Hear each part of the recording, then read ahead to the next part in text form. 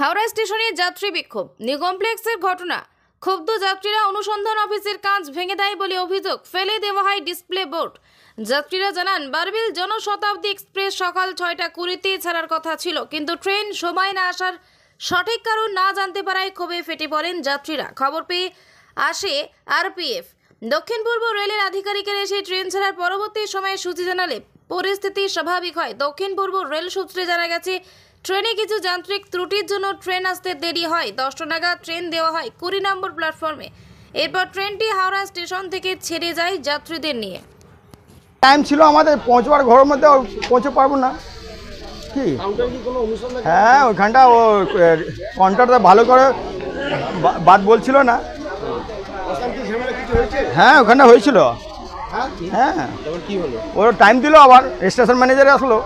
Time না, প্রথমে তো 12টার সময় পরে বলছিল সকাল দিয়ে, তো ওর পরে 9:30 বললো, ওর পরে এখন টাইম দিল, এখন গাড়িটা ঘুটালো, নাহলে তো গাড়ি তো আসতো না। এখন কোনো না বল হতো তো আর আগে টাইম দিত না।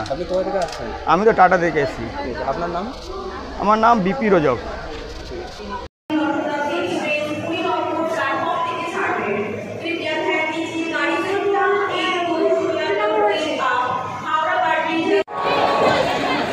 হ্যাঁ।